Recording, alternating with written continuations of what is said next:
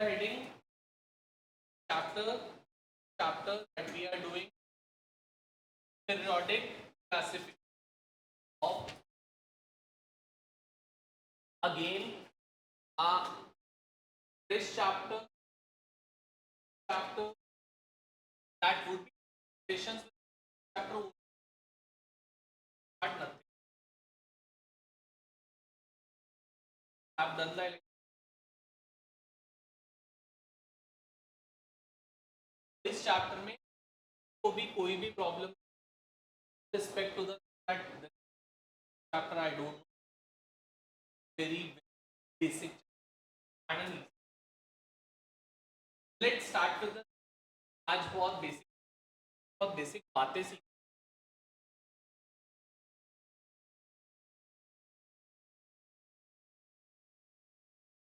Periodic table full periodic table के बारे में हम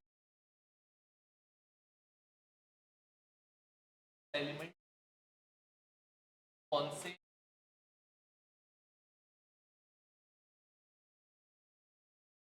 blocks every related practice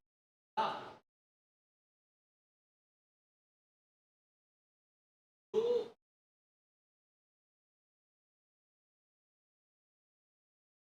how the modern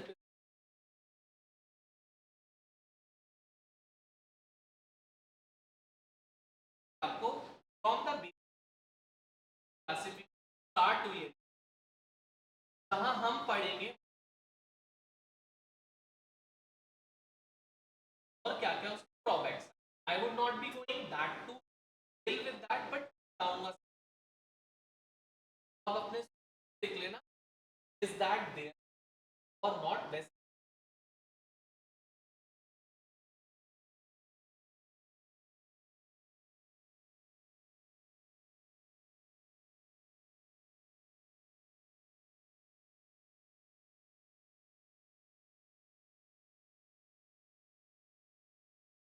start from अगर देते तो बता मैंने starting from first last thing let's start with the chapter periodic classification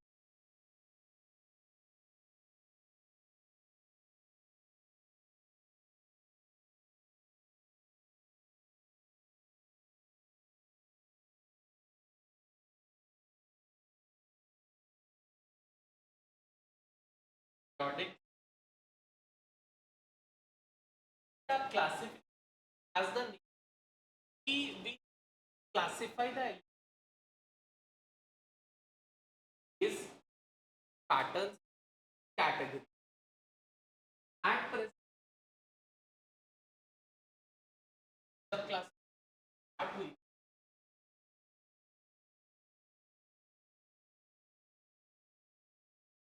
of class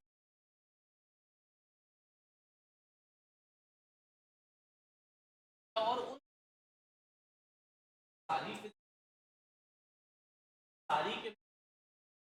सारी रिएक्शंस हर एक this class so the first scientist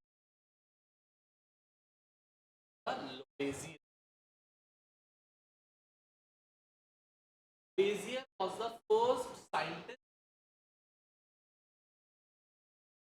और उसने क्या किया बेटा सबसे पहली चीज जो उसने करी बच्चा उसने उन 30 एलिमेंट्स को क्लासिफाई करने की कोशिश करी on the basis of the metals and non metals क्योंकि 30 थे 30 में से measure of them were the metals and non metals कोई एक आध क्या था उसके अंदर और कुछ प्रॉपर्टीज वाला एलिमेंट था जो वो कैटेगराइज नहीं कर पा रहा था बता नहीं पा रहा था but then also that was the biggest achievement कि उसने दो कैटेगरीज में एलिमेंट्स को डिवाइड कर दिया मेटल्स की कुछ स्पेसिफिक प्रॉपर्टीज होती है नॉन मेटल्स की कुछ स्पेसिफिक प्रॉपर्टीज होती है तो we divided them into parts but यहाँ पे हमारा काम खत्म नहीं हुआ बेटा क्योंकि अब मेटल्स में भी बहुत सारे डिफरेंट एलिमेंट्स हैं नॉन मेटल्स में भी बहुत सारे डिफरेंट एलिमेंट्स हैं अब हम कहें कि सबकी प्रॉपर्टीज मेटल्स की सेम है तो we are wrong in that case हाँ, कुछ बेसिक प्रॉपर्टीज जो होंगी that would be similar for all the element metals as well as for all the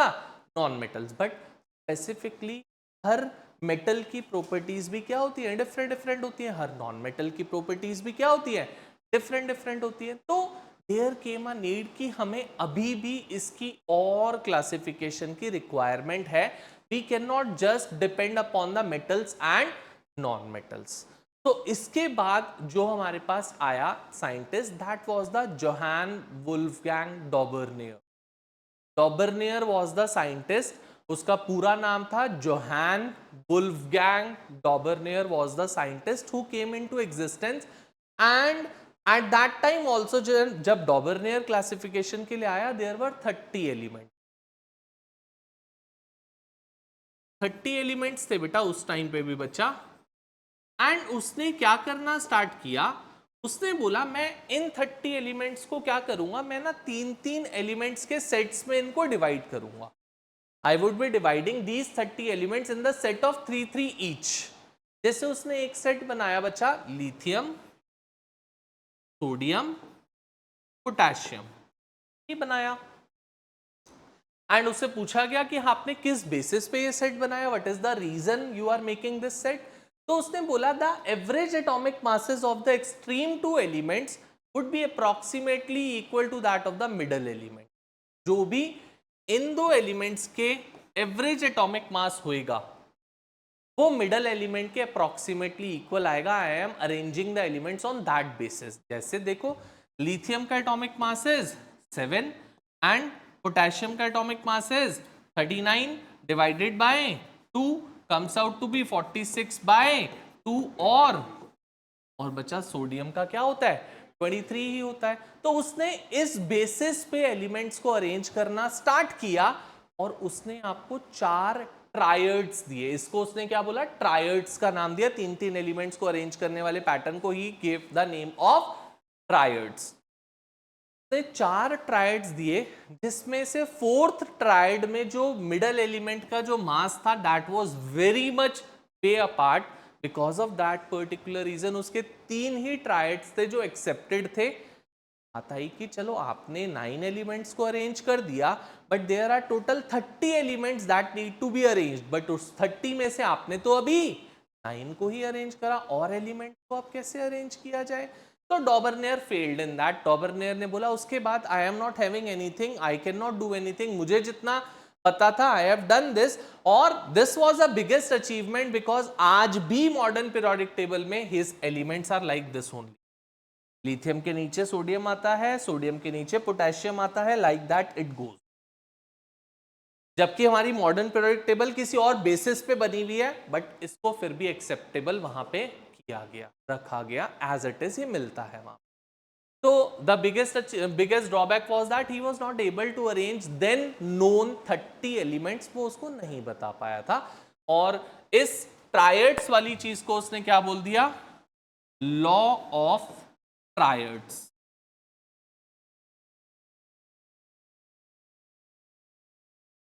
डॉबरनियर्स law of triads सकते हैं हम लोगों से ये। अब डॉबरनियर के बाद there was a next scientist with the name of Newlands. Next scientist जो था बेटा वो था न्यूलैंड्स।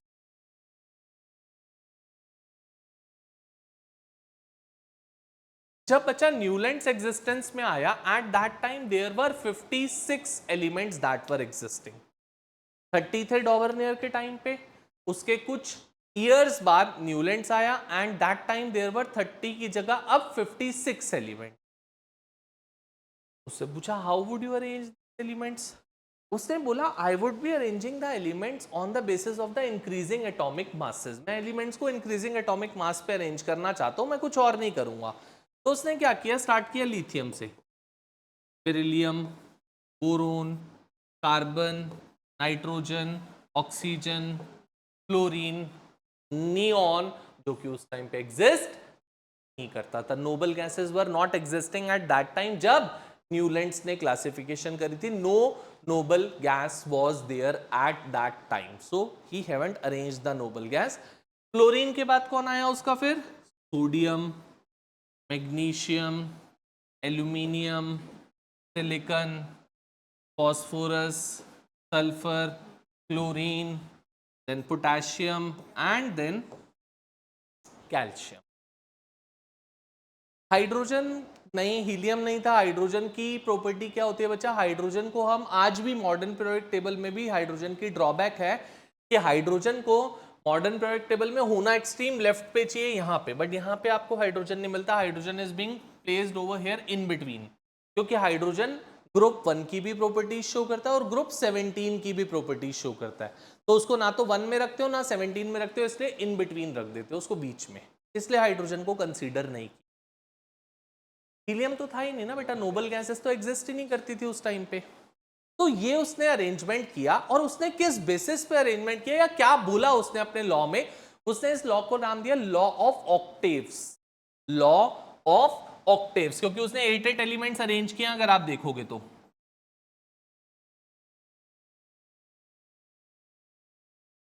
क्या बोला गया बेटा लॉ ऑफ ऑक्टेव्स में?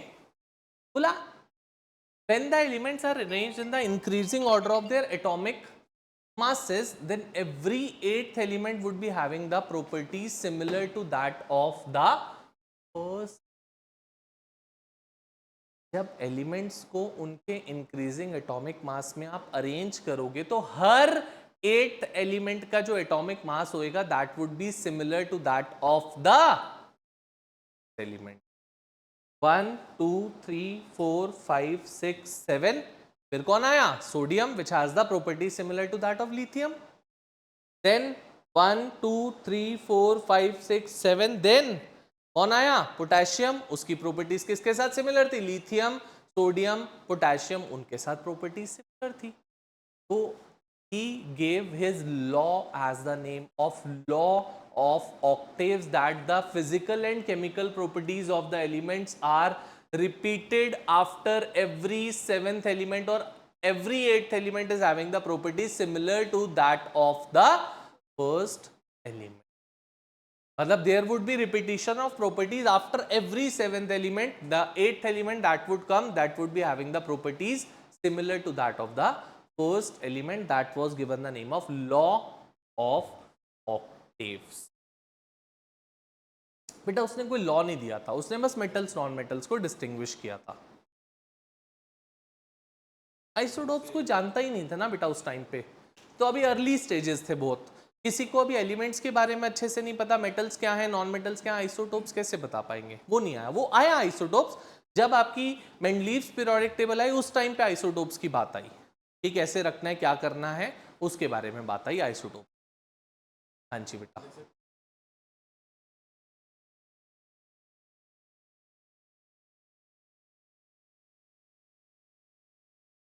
नॉन मेटल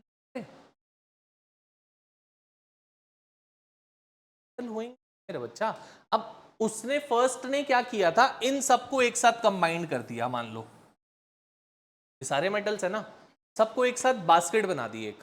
अब इसमें तो सेग्रीगेशन ये हुई, इन तीन की प्रॉपर्टीज सिमिलर होंगी, फिर इन तीन की प्रॉपर्टीज इससे डिफरेंट होंगी बट आपस में सिमिलर होंगी, फिर इन दो की प्रॉपर्टीज सिमिलर होंगी. Like that her first element, 8th element, 15th element की प्रॉपर्टीज सिमिलर आएंगी. इसने तो ये कहा ही नहीं सारे मेटल्स की प्रॉपर्टीज सिमिलर होंगी. इसने कैटेगराइजेशन करी, मेटल्स में भी तो कैटेगराइज कर दिया, ये 3 के 3 मेटल्स हैं, ये 3 के 3 मेटल्स हैं, तो इनको कैटेगराइज कर दिया, डिवाइड कर दिया प्रॉपर्टीज के बेसिस पे. तो law of octaves states that every 8th element would be having the properties similar to that of the first element, और there is a repetition of properties after every 7th element.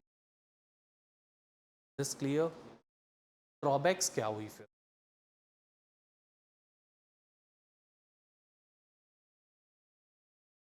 हाँ जी बेटा. पहली चीज that he was only and only being able to arrange the lower elements with atomic masses 40. Atomic mass 40 तक वाले elements को ही वो अरेंज कर पाया, उसके बाद वाले एलिमेंट्स को वो अरेंज नहीं कर पाया. सबसे पहली और फॉरमोस्ट ड्रॉबैक. हाँ बेटा. मतलब जो उसने पैटर्न्स बनाया था उसके बाद एप्लीकेबल नहीं होते. सर क्यों नहीं हो रहे थे, क्यों नहीं हो रहे थे, वो बात आती है.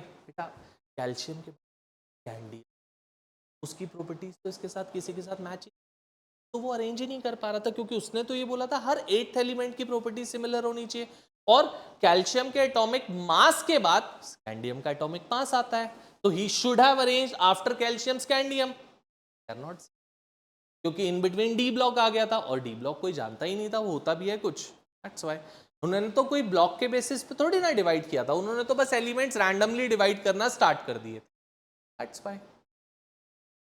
डन, क्लियर है बेटा? चलें आगे। ट्राइड्स मतलब बेटा 3 एलिमेंट्स का सेट, उसको ट्राइड्स का नाम दिया था, और ये 8th एलिमेंट की प्रॉपर्टी सिमिलर होती है, इसलिए इसने ऑक्टेव्स बोले 8 एलिमेंट्स के सेट को, every 8th element would be having the properties similar, that's why octaves। Triads मतलब 3 एलिमेंट्स का सेट बनाया। चले आगे। हाँ बेटा, इसने कोई एटॉमिक मास की बात नहीं करी थी, इसने ये बोला था दैट फर्स्ट और थर्ड एलिमेंट का atomic mass would be approximately equal to that of the average atomic mass of that would be approximately equal to that of middle element atomic mass, but इसने बोला when the elements are being arranged in the increasing order of their atomic masses, then every 8th element would be having the properties similar to that of first element।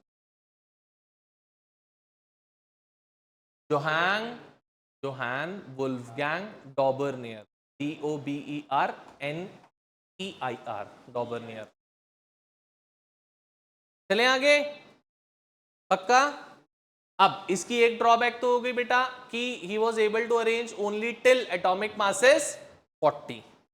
दूसरी drawback, जब noble gases आई, time तक तो noble gases थी ना बच्चा, जब noble gases आई तो noble gases should have came over here, तब तो उसका लॉ ही फेल हो गया। उसने तो बोला था हर 8th एलिमेंट की प्रॉपर्टी सिमिलर होनी चाहिए, बट यहाँ पे तो हर 9th एलिमेंट की प्रॉपर्टी सिमिलर होने लगी, कब? जब ये नोबल गैसेस आ गई। तो noble gases should have been arranged, iron, chlorine के बाद में there should have been neon, chlorine के बाद में there should have been argon, but अगर नियॉन और आर्गन को यहाँ पे प्लेस करता तो 8th एलिमेंट तो नियॉन हो गया, 9th एलिमेंट सोडियम होता, तो every 9th element would be having the property similar to that of the first. तब तो ये लॉ पूरा ही गलत हो गया ना बच्चा, क्योंकि तो उसने तो बोला था every 8th element should be having, तो he was not able to arrange the noble gases in the available law जो उसने दिया था। हाँ बच्चा, तब नया आपके पास साइंटिस्ट आया ना, जब ट्राई करने की कोशिश करी तो और एलिमेंट्स आ गए। जब नेक्स्ट आपके पास साइंटिस्ट आया, इसके बाद आया था मेंडलीव, जब मेंडलीव आया तो उसके बाद 63 एलिमेंट्स आ गए थे, और उसने इस बेसिस पे नहीं किया, फिर उसने और सोची चीजें, और बेसिस पे किया। इतनी बात क्लियर सबको? डॉबरनियर, न्यूलैंड्स, एवरीथिंग।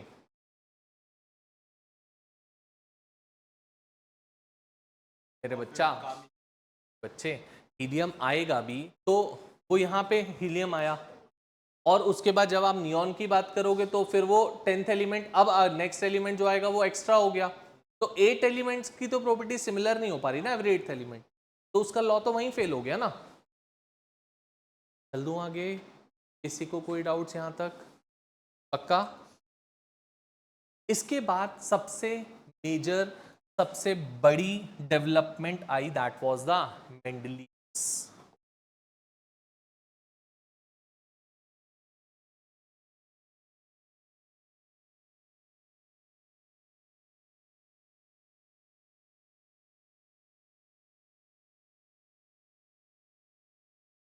देखो ये जो हम लोगों को मेंडलीव्स पीरियोडिक टेबल की भी बात करूं तो we need not to remember the periodic table, Mendeleev's की पीरियोडिक टेबल में कौन कहाँ पे होता है हमें उससे लेना देना नहीं है, क्योंकि हम जो जानना चाहते हैं, हमको जो पता होना चाहिए वो मॉडर्न पता होना चाहिए, नॉट द मेंडलीव।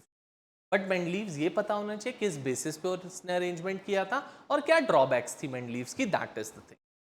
अब अगर मैं पहले बात करूं कि किस बेसिस पे उसने अरेंजमेंट किया एलिमेंट्स का, क्या क्या उसने चीजें सोची, तो उसने क्या बोला that he arrange the elements on the basis of their atomic mass के बेसिस पे उसने एलिमेंट्स को अरेंज करने की कोशिश करी, पहली चीज। और उसने क्या बोला, मेंडलीव, वैसे सच बोलूं तो मेंडलीव बेटा बहुत लकी था, जो उसने किया ना, the things fall in place for him. जो भी उसने किया, जो भी उसने सोचा, everything fold in place for him. Sir कैसे?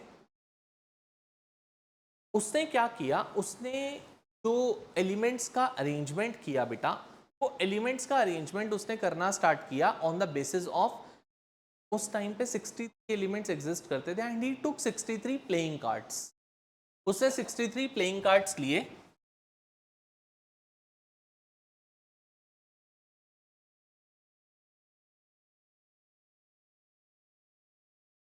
अब बेटा उसको, अरे सुन तो लो, कुछ भी बोलते हो। अच्छा मैं बोलूँ, अब बोल लिया सबने, 52 होते हैं, जोकर भी होता है, ताश के पत्ते। सुनो, प्लेइंग कार्ड्स का मतलब कि एक नॉर्मल मैंने कार्ड बना लिया, plain card, that became a playing card for, उस पे कोई 1 2 3 4 नहीं लिखा था, कोई जोकर नहीं बना था, कोई पान का पत्ता नहीं था, कोई किंग नहीं था, कोई क्वीन नहीं था। Now got it? Plain paper के उसने 63 कार्ड्स बना लिए, उसको बोल दिया उसने प्लेइंग कार्ड्स का नाम। ठीक है, अब उसने हर कार्ड पे एक एलिमेंट का नाम लिख लिया, हर कार्ड पे।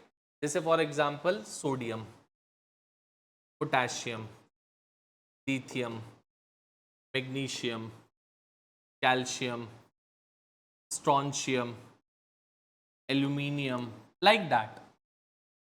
And with that, he wrote down the hydride and oxide of that element. उसने उन एलिमेंट के ऑक्साइड्स और हाइड्राइड्स को लिखा साथ साथ। मतलब जैसे सोडियम का अगर मैं ऑक्साइड बोलूं तो बेटा sodium forms an oxide Na2O, sodium forms a hydride NaH, K2O KH, Li2O LiH, MgO MgH2, CaO CaH2, Al2O3 AlH3, like this। सबके 63 एलिमेंट्स के सबके ऑक्साइड्स और हाइड्राइड्स लिख लिया उसने साथ के साथ। अब उसने क्या सोचा कि अगर कोई भी एलिमेंट सेम ऑक्साइड या सेम हाइड्राइड बना रहा है, मतलब समवेयर और the other they would be similar.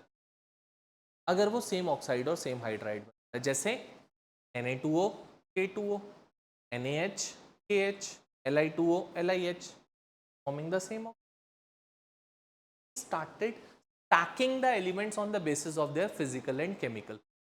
उसने कोई एटॉमिक मासेस नहीं लिया, कुछ नहीं किया, उसने स्टैक करना स्टार्ट कर दिया on the basis of their atomic, on the basis of their physical and chemical properties, that is the ones which are having with the same oxides and hydride, he started stacking them up all together.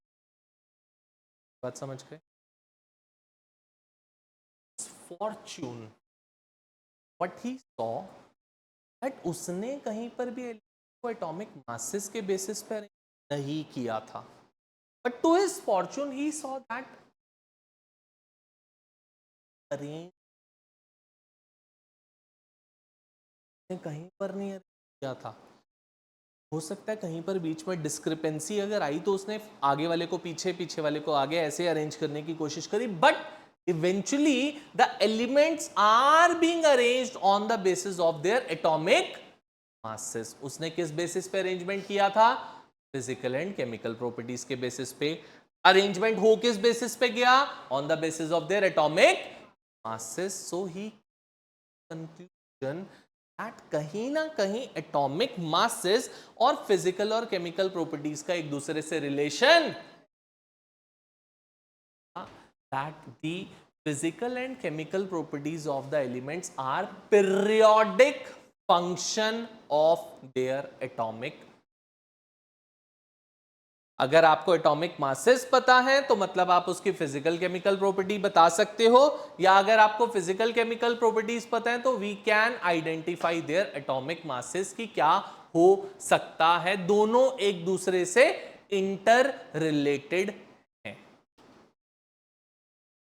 Was the biggest achievement of Mendeleev. और दूसरी बात, Mendeleev ने सोचा बेटा कि 63 elements अभी exist कर रहे हैं और कुछ कुछ एलिमेंट्स का ना जो ऑक्साइड्स या हाइड्राइड्स है वो मैच नहीं कर पा रहे थे। उसने कुछ स्पेसेस को वैकेंट छोड़ दिया, मतलब यहां पे कुछ ना रख के यहां पे जो एलिमेंट आया उसको रखा, यहां एम्प्टी छोड़ दिया इसको, और उसने कुछ कुछ जगहें ऐसी छोड़ी with the assumption that in the near future these elements would be thing।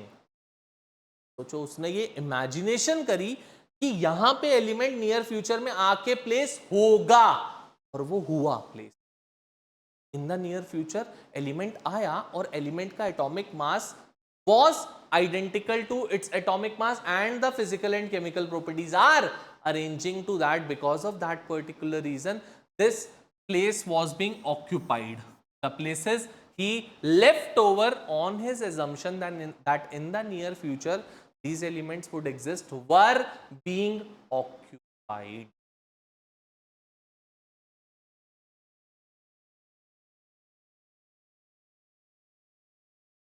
मैं वही तो कह रहा हूं, उसने प्री एज्यूम किया और वो प्री एजम्पशन उसकी करेक्ट हो भी गई। That is the main thing.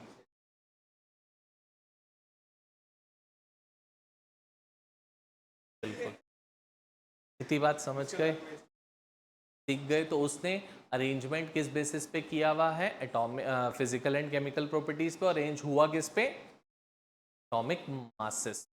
तो सबसे बड़ी ड्रॉबैक आई कि अगर एटॉमिक मासेस के बेसिस पे आप अरेंजमेंट कर रहे हो तो आइसोटोप्स को कहां रखोगे? बिकॉज इस टाइम तक आइसोटोप्स वर केम इनटू एग्जिस्टेंस। ये हाइड्रोजन के 3 आइसोटोप्स हैं, H11, H12, H13, जिनका एटॉमिक मास अलग अलग है बट एटॉमिक नंबर सेम है। तो आप कहां रखोगे? ये वाज क्लू। क्योंकि हाइड्रोजन रह तो एक ही जगह पे सकता है ना, 3 डिफरेंट डिफरेंट जगह पे थोड़ी ना रह सकता है। ये होते हैं 3 आइसोटोप्स हाइड्रोजन के, 11, 12, but we cannot place hydrogen at 3 different locations, failed in that। और कहीं कहीं पर इसके एटॉमिक मासेस में जो आपके पास अरेंजमेंट था वो मैनिपुलेटेड अरेंजमेंट आ रहा था, बिल्कुल एग्जैक्ट नहीं आ पा रहा था, थोड़ा सा आगे पीछे हो रहा था। Was not able to explain all that things कि ऐसा क्यों हो रहा है या ये क्या चीज़ है। हाँ बेटा,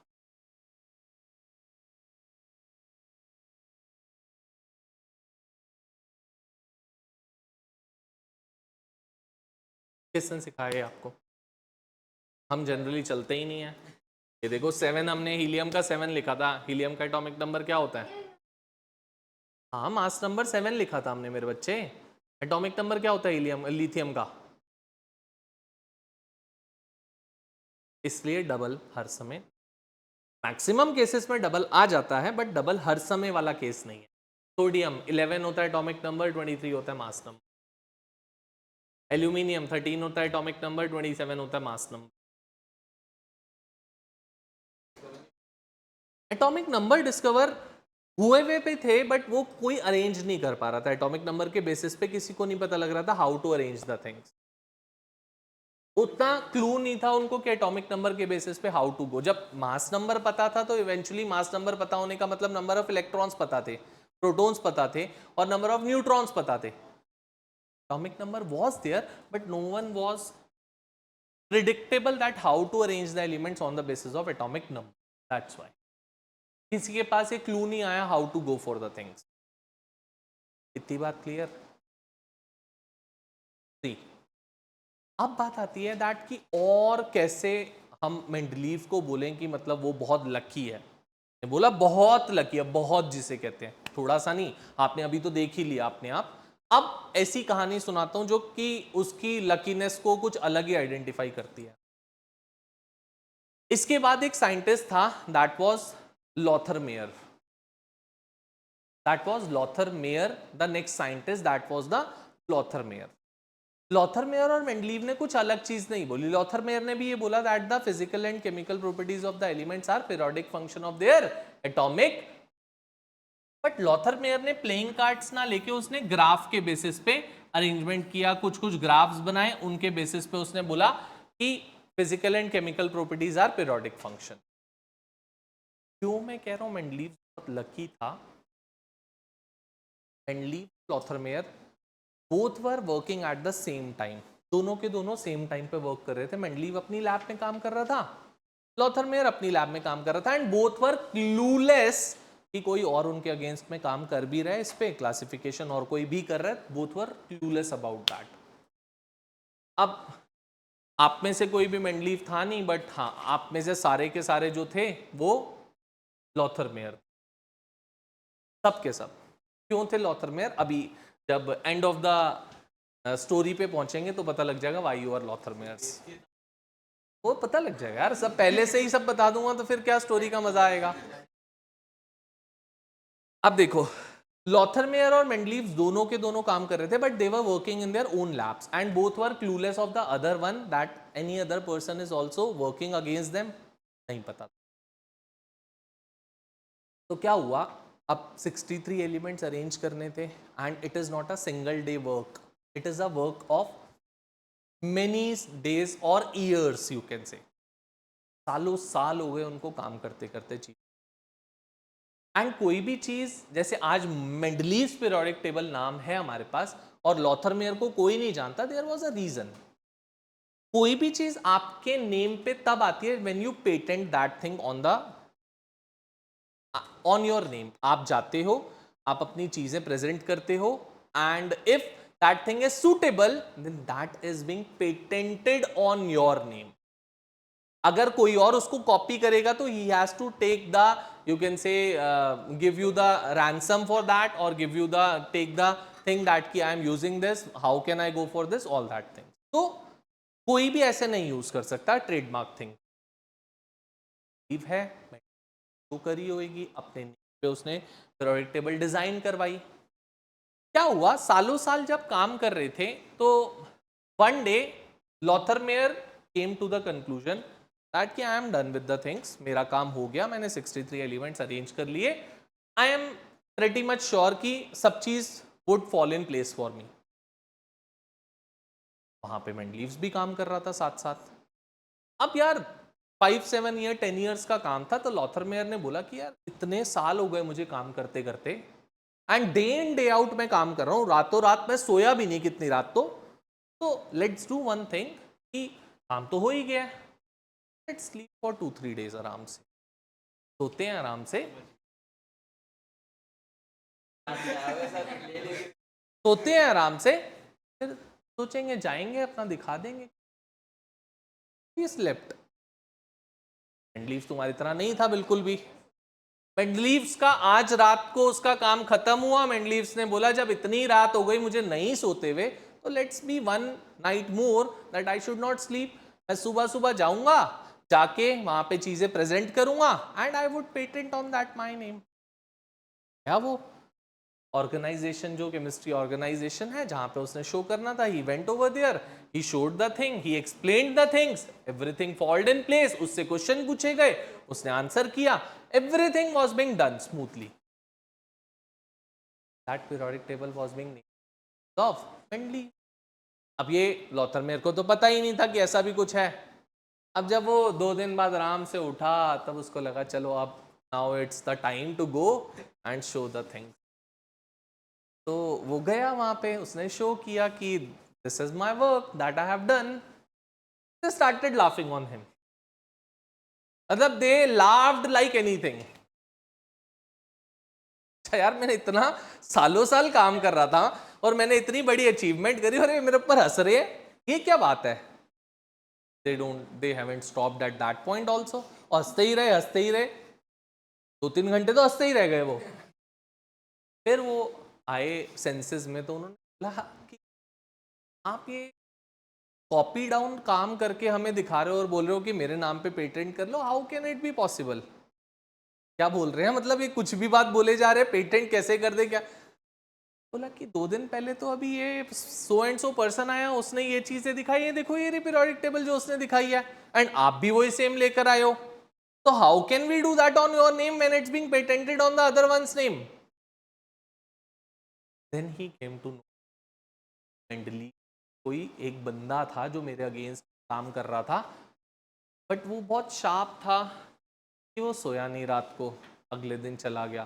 बट मैं तुम लोगों की तरह आलसी था जो रात भर सोता रह गया, 2-3 दिन और सोया आराम से, फिर उसके बाद सोचा कि जाता हूँ और शो करता हूँ।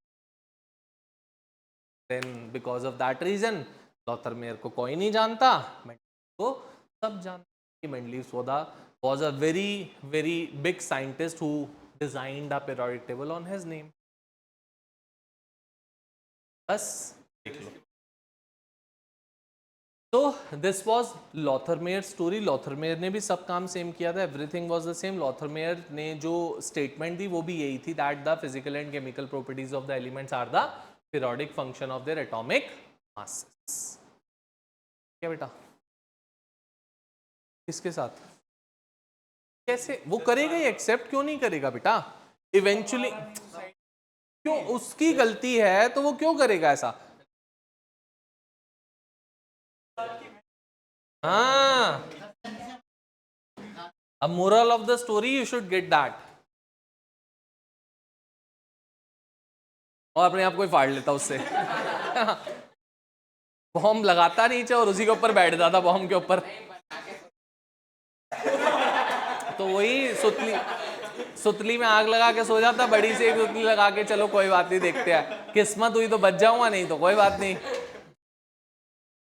अब इसके बाद बेटा जो मेन बात आती है, that is the modern periodic table. That is the main thing that we need to learn.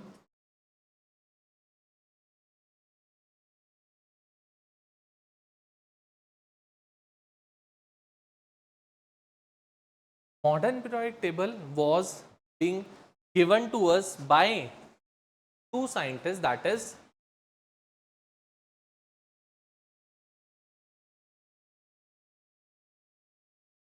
Henry Moseley and Niels Bohr. Niels Bohr was a little contribution of Bohr also, but the major contribution was being done by the Moseley. Moseley was the one who gave us the modern periodic table, and उसने जो Mendeleev's ने किया था उसका एक opposite काम किया, that the physical and chemical properties of the elements are the periodic function of their atomic number and not the atomic masses. Atomic masses बोला था मेंडलीव्स ने, लॉथरमेयर ने, बट एटॉमिक नंबर बोला किसने? That is the Henry Mauchly modern periodic table. Henry Mauchly ने जो then known existing elements थे उसने उनको अरेंज किया in the horizontal rows and vertical columns. उसने टोटल 7 horizontal rows ली बेटा,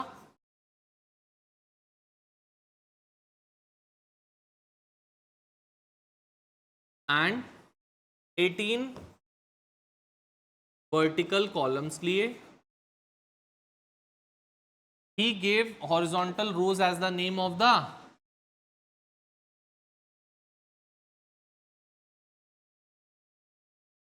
periods and vertical column as the.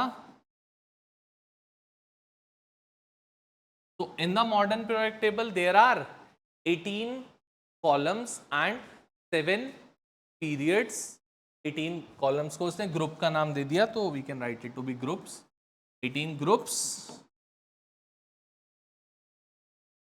and it was being divided up into 4 blocks, that is S, P, D, F block.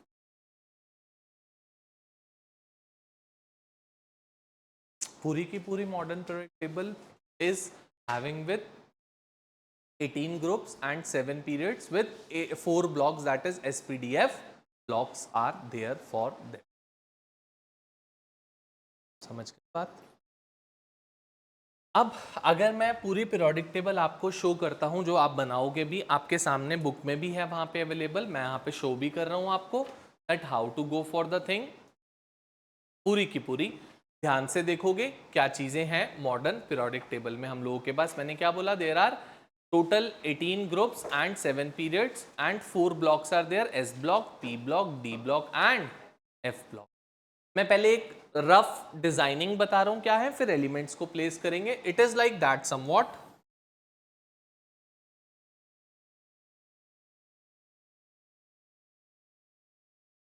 क्या बेटा, मैं इसे खोल लूं? अभी खोलते हैं.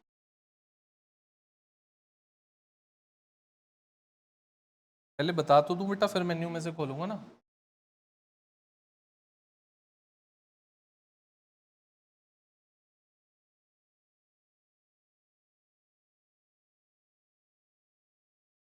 कुछ ये है आपके पास एक rough figure of the modern periodic table. आपके पास सबसे पहले दो जो ग्रुप्स हैं बेटा, वो यहाँ पे दो ग्रुप्स हैं, these two groups, group 1 and group 2। यहाँ पे 6 ग्रुप्स हैं, 13, 14, 15, 16, 17 and 18।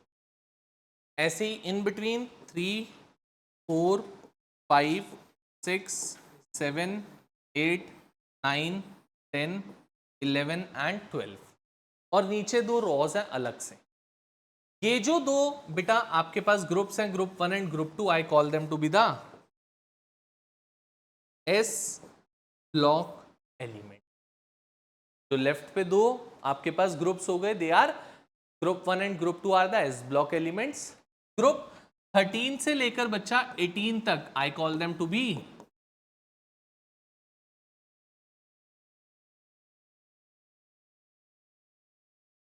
P block elements. Group 3 to 12 are given the name of the D block elements, and नीचे जो दो आपके पास रोज हैं, they are given the name of F block element, जिनको हम नाम देते हैं बच्चा लैंथेनॉइड्स एंड एक्टिनॉइड्स। दो रोज हैं, one of them is lanthanoid and the other row is actinoid. हाँ बच्चा बोल।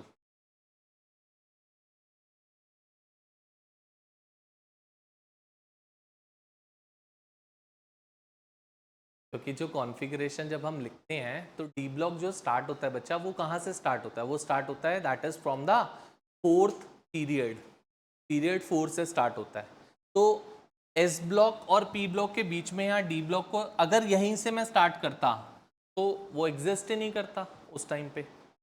वो एग्जिस्ट कहाँ से स्टार्ट होता है? स्कैंडियम से स्टार्ट होता है, ग्रुप 4 से, पीरियड 4 सॉरी, पीरियड 4 से। तो यहाँ पे एक हुआ दैट इज हाइड्रोजन, उसके बाद फिर देयर इज अ हीलियम, ये हो गया ग्रुप 1, पीरियड 1 सॉरी।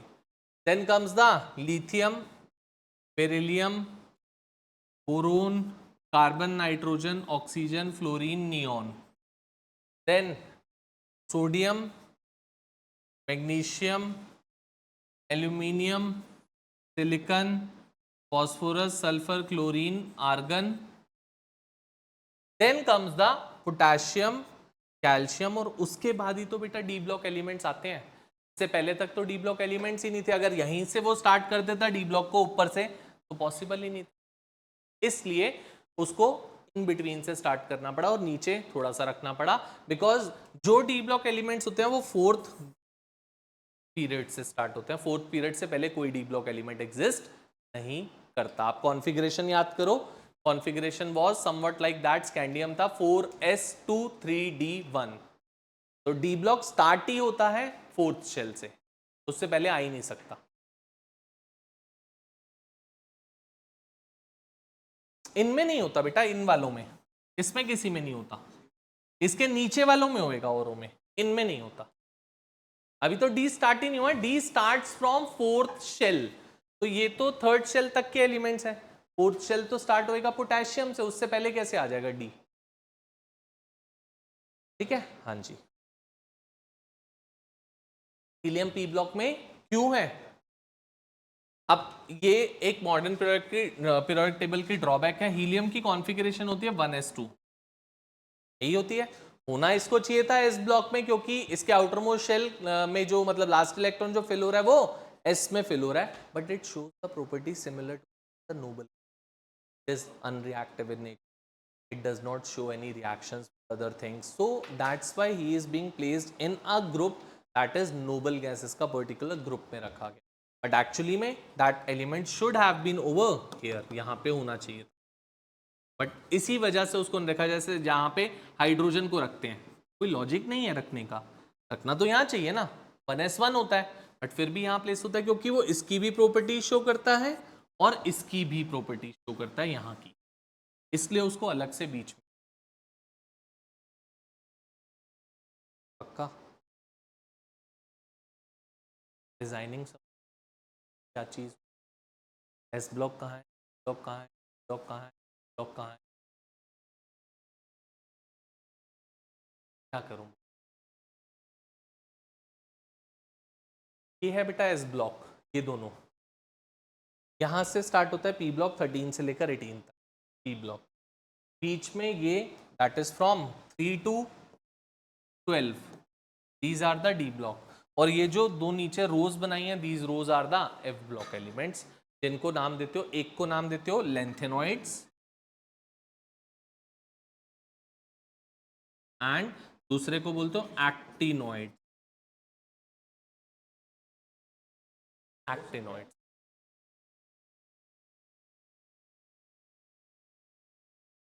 कोई रोज अलग नहीं है बेटा, कोई अलग नहीं है, वो मैंने बता रहा था कुछ तो मैंने अलग से दिखा, वैसा कुछ अलग नहीं है। इतनी बात क्लियर है बेटा? हाथ से, हाँ जी,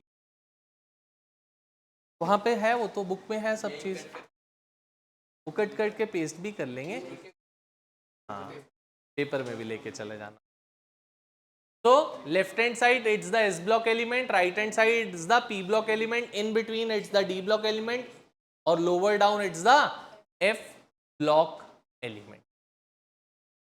एफ ब्लॉक में टोटल बेटा दोनों में लेंथेनॉइड्स हो चाहे एक्टिनॉइड्स हो, दोनों में 14 एलिमेंट्स ईच होते हैं, दोनों में। मुझे इस मॉडर्न पीरियोडिक टेबल पे आपसे बहुत सारी बातें करनी है। जैसे फर्स्ट ग्रुप को आप एल्कली मेटल्स बोलते हो, सेकंड को आप अल्कलाइन अर्थ मेटल्स बोलते हो, इनको क्यों लेंथेनॉइड्स बोलते हो, क्यों एक्टिनॉइड्स बोलते हो, there is a viable reason for the same, कि क्यों हम इनको क्यों नोबल गैसेस बोलते हैं, इनको क्यों हेलोजेंस बोलते हैं, 16 ग्रुप को ऐसे ही चैल्कोजेंस बोलते हैं। तो there is reason for each and everything, तो I have to detail that thing in depth, क्योंकि अगर ये समझ में आएगी तो ही मैं आगे का चैप्टर आपको अच्छे से सिखा पाऊंगा। हाँ जी, अब बोलो, आप क्या पूछ रहे हो? बिल्कुल भी नहीं कर, टोटल 30 एलिमेंट्स पता है ना, वो ध्यान रखने हैं। उसके बाद क्या याद रखना है वो मैं बताऊँ, बट पूरी याद नहीं रखना, ना 11th पे ना 12th पे ना कोई कॉम्पिटेटिव एग्जाम के लिए, कुछ भी नहीं। सच कह रहा हूँ बेटा, सार्केस्टिकली नहीं बोल रहा, सच बोल रहा हूँ, that we need not to learn. मुझे भी याद नहीं है पूरी, मैं ऐसे एलिमेंट लिख सकता हूँ but I can not recall that कि हाँ कौन से एलिमेंट का क्या एटॉमिक नंबर है वो डायरेक्टली। हाँ पीरियोडिक टेबल लिख लूंगा मैं पूरी, कहाँ पे क्या क्या चीजें हैं, but we need not to learn the things. कोई आपसे ये नहीं पूछेगा what is the atomic number, what is the element with atomic number 87, no one would ask with you like this. Range पूछ सकते हैं कि लेंथेनॉइड्स कहाँ से कहाँ तक होते हैं, एक्टिनॉइड्स कहाँ से कहाँ तक होते हैं, इस ब्लॉक में कौन रहता है, उस ब्लॉक में कौन रहता है, वो सब चीज पूछ सकते हैं, but not the exact number with the name of the element.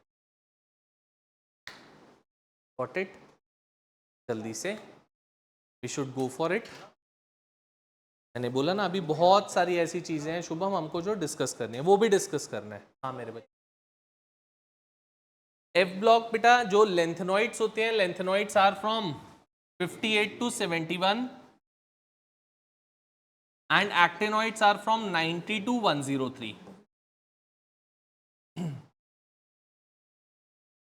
Lanthanoids from 58 to 71 and actinoids from 90 to 103.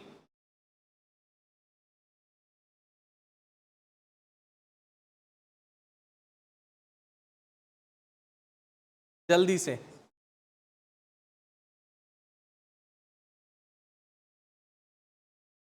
पूरे पीरियोडिक टेबल नहीं ध्यान रखनी, but few elements that we need to remember, ये ध्यान रखना।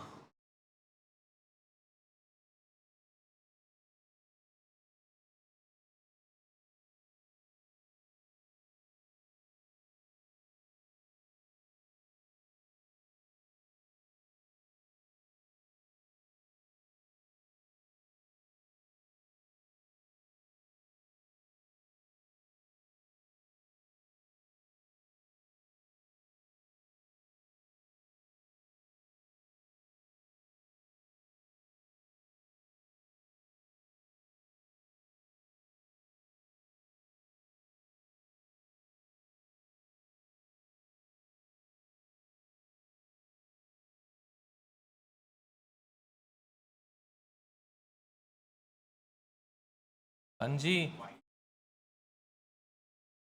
क्या बेटा? वाइट कलर कौन से वाले बेटा?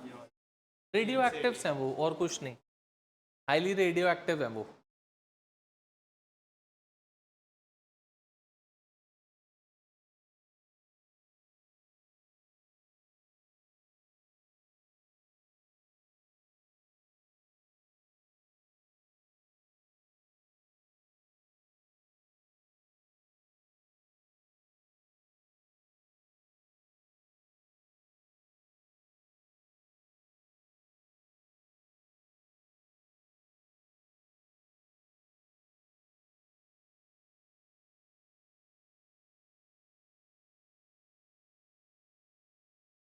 देखो एक चीज बता रहा हूँ यहाँ पे, मैं नेक्स्ट टाइम जब हम मिलेंगे तो और डेप्थ में बात करूंगा, बट अभी बना रहे हो तो you should know.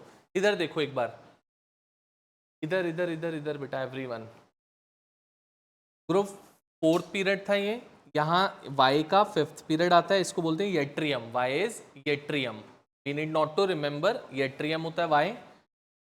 L is lanthanum, sixth period, and A C is actinium, seventh period.